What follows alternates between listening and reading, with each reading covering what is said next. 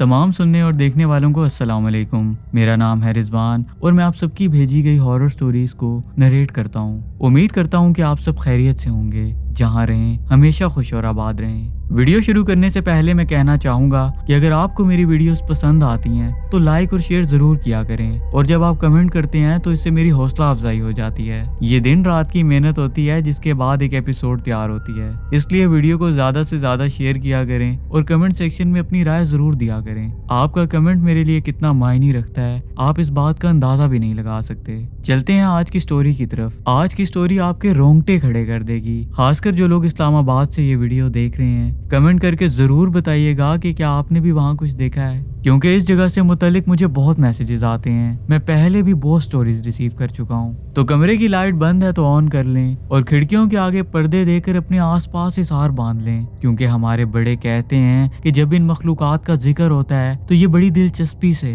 आपके करीब आ जाती हैं और अपनी बातें सुनने लगती हैं। आज का वाकया जिन्होंने भेजा है वो अपना नाम जाहिर नहीं करना चाहते। आइए सुनते हैं उन्हीं की जुबानी।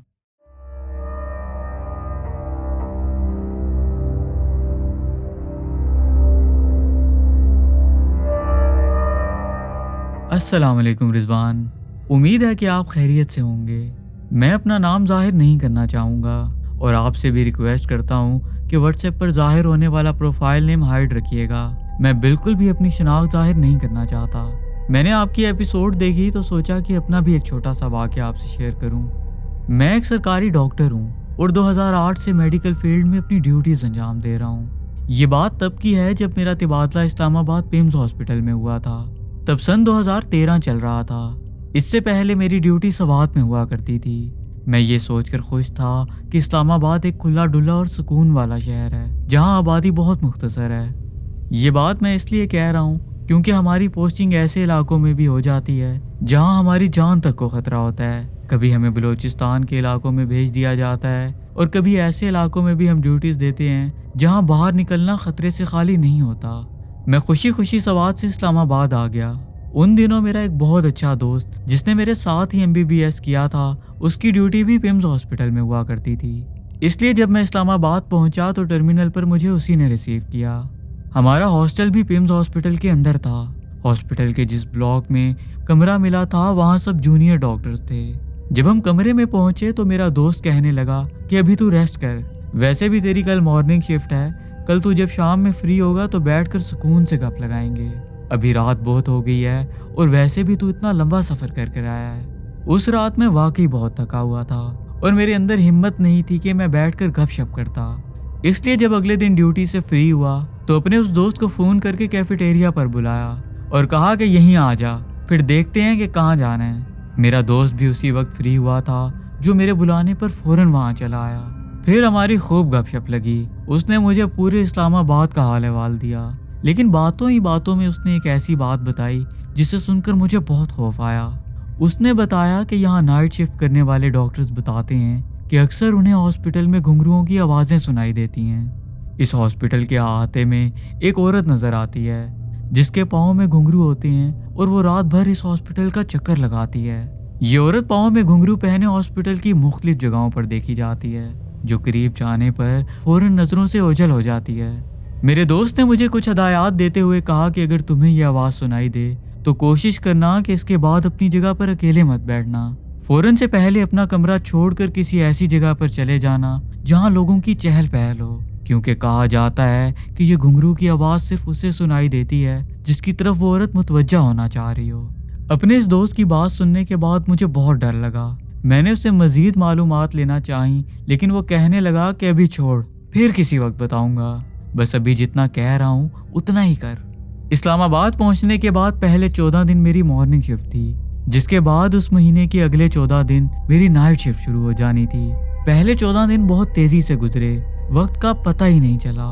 सुबह ड्यूटी, दोपहर थोड़ा रेस्ट, शाम को हल्का सा शहर देखना, फिर वापस हॉस्टल आकर सो जाना। फिर आखिर वो रात आई जब मेरी नाइट शिफ्ट का पहला दिन था। मैं अपनी ड्यूटी पर मौजूद था। रात 11 बजे से लेकर 1 बजे तक इमरजेंसी में मसरूफ रहा, क्योंकि बहुत रश था। हर तरफ से पेशेंट्स आ रहे थे। किसी के BP का मसला था, किसी को दिल की तकलीफ थी और कुछ एक्सीडेंट के भी केसेस थे। रात के तकरीबन 1:30 बजे के करीब रश थोड़ा कम हो गया। कुछ बेड्स खाली हुए, स्टाफ ने भी थोड़ा सुकून का सांस लिया। मैंने सोचा कि थोड़ी देर अपने डॉक्टर रूम में जाकर फाइल्स देखता हूँ। कुछ चीज़ें ऐसी थीं जो अगले दिन मैंने सबमिट करवानी थी। तब तक अगर कोई केस आ गया तो नर्स बुला लेगी। मेरा डॉक्टर रूम इमरजेंसी से कुछ दूर एक साइड पर था, जहाँ ओपीडी टाइप कमरे बनाए हुए थे। वहाँ पेशेंट्स का चेकअप भी होता था। रूम छोटा सा था, एक मेज, एक कुर्सी, लोहे की अलमारी और एक छोटा सा वॉश बेसन, और दीवार पर एक गर्म ट्यूबलाइट की रोशनी। मैं वहां जाकर बैठ गया, फाइल्स खोली और कुछ नोट्स लिखने लगा। अंदर एक अजीब सी खामोशी थी। सर्दी बहुत ज्यादा थी। सोचा हीटर ऑन कर लेता हूँ। अब जब हीटर ऑन किया तो गैस का कनेक्शन कटा हुआ था। सोचा कि चलो ये मामलात भी कल ही हल करवाऊंगा, अभी ऐसे ही गुजारा करते हैं। कुछ देर गुजरने के बाद मुझे महसूस हुआ कि कमरे के बाहर वाले कॉरिडोर से हल्की सी आवाज आ रही है, जैसे किसी के कपड़ों का जमीन पर घिसना। फिर बहुत हल्के कदम, और उन कदमों के साथ घुंघरुओं की बहुत हल्की सी आवाज मुझे अपने कानों में सुनाई देने लगी। पहले तो मैंने सोचा शायद कोई नर्स या वार्ड बॉय होगा जो सफाई वगैरह कर रहा होगा, जिसका व्हील चेयर पर हाथ लग गया होगा, जिससे ये आवाज पैदा हुई। लेकिन फिर याद आया कि ये एरिया रात को अक्सर खाली रहता है। मैंने कुर्सी से उठकर दरवाजे के छोटे से शीशे से बाहर झांक कर देखा तो कॉरिडोर लंबाई में फैला हुआ था, दोनों तरफ बंद दरवाजे। लेकिन सीधा मेरे कमरे के बिल्कुल बाहर से एक सफेद से साए जैसी कोई चीज गुजरी, जिसका चेहरा मुझे क्लियर नजर नहीं आया, लेकिन वो जो कोई भी चीज थी गैर मरई मखलूक में से थी। मैंने फौरन से दरवाजा खोला और बाहर निकला। सोचा कि देखता हूँ कौन टहल रहा है, लेकिन जैसे ही दाएं बाएं नजर घुमाई पूरा कॉरिडोर बिल्कुल खाली था। ना कोई नर्स, ना पेशेंट, ना कोई वार्ड बॉय। हर तरफ हल्का अंधेरा था, क्योंकि कॉरिडोर में 2-4 ही ट्यूबलाइट्स काम कर रही थीं। अब मुझे हल्का हल्का खौफ आने लगा था। जैसा कि मैं फाइल्स खोलकर बैठा था, सोचा ये समेट कर अलमारी में रखता हूँ और बाहर चला जाता हूँ। फाइल्स जो कि मेरी टेबल पर बिखरी थीं, मैं उन्हें समेट रहा था कि अचानक मेरे कमरे के बाहर कोई आया, जिसने मेरे कमरे के दरवाजे पर जोर से लात मारी। वो लकड़ी का भारी दरवाजा जिस ताकत के साथ दीवार में लगा, उसकी आवाज इतनी ज्यादा थी कि सीधा मेरे दिमाग में लगी। मैंने भी देर नहीं की और फौरन उस चीज को देखने के लिए दरवाजे से बाहर निकल आया। अब जब बाहर निकलकर कॉरिडोर में नजर घुमाई तो रिजवान भाई दूर दूर तक कोई नहीं था। असल में ये वहां रहने वाली मखलूक थी जो मुझे तंग भी कर रही थी और डरा भी रही थी। खौफ की वजह से मेरे हाथ ठंडे हो गए। मैंने फाइल समेटी और बिना पीछे देखे सीधा इमरजेंसी की तरफ वापस चल पड़ा।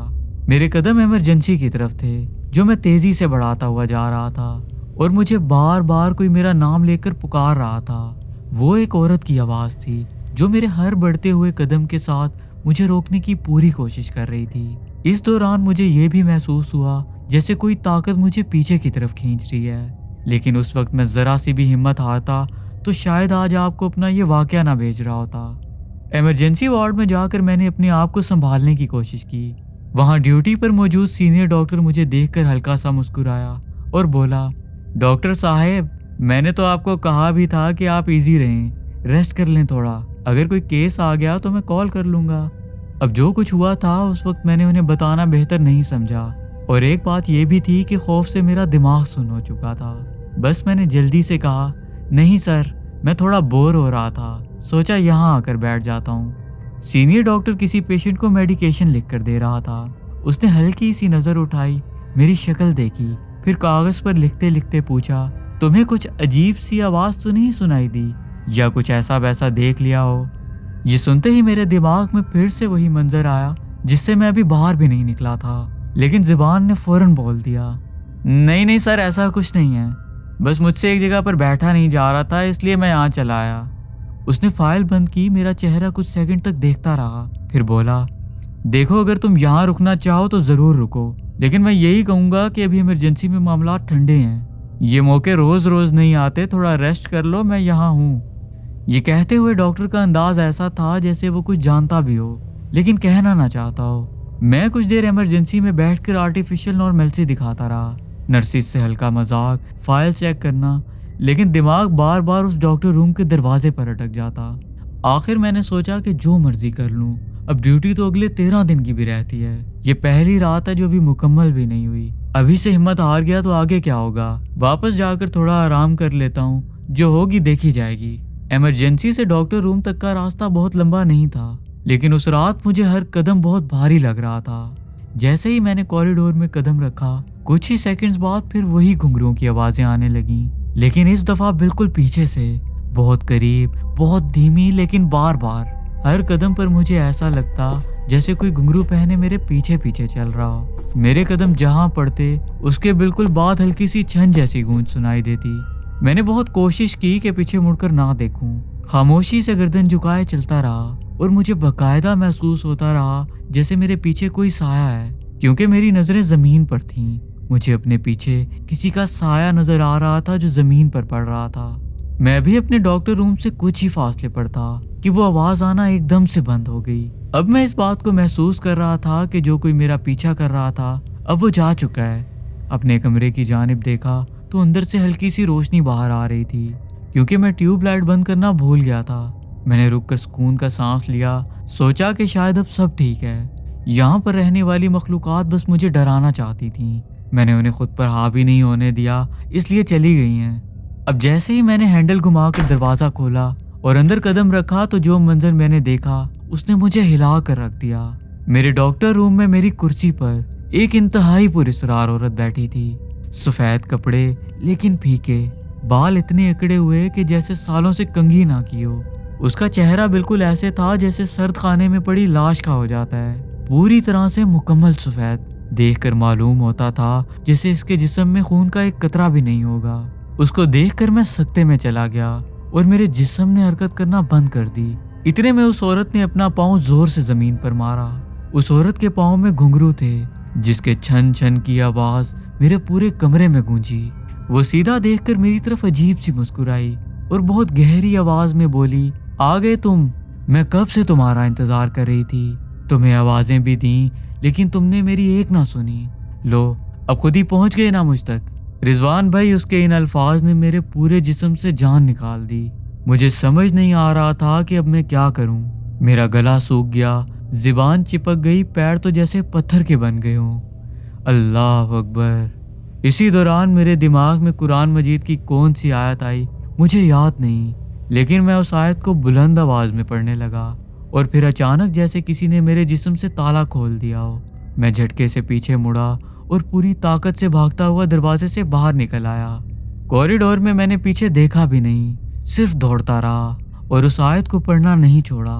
कब कहाँ मेरा पैर फिसला, कहाँ मैं गिरा, कहाँ बेहोश हुआ, इसके बारे में मुझे याद भी नहीं। जब होश आया तो मैं इमरजेंसी के वार्ड पर बेड पर लेटा हुआ था। ट्यूबलाइट्स की तेज रोशनी, मशीन्स की हल्की सी आवाज और मेरे साथ वाला दोस्त मेरे सराहने खड़ा था। उसकी आंखों में फिक्र भी थी और एक अजीब सा अंदाजा भी। उसने धीमी आवाज में पूछा, तू ठीक है? हॉस्टल के कॉरिडोर में बेहोश मिला, गार्ड उठाकर तुझे यहाँ लाया।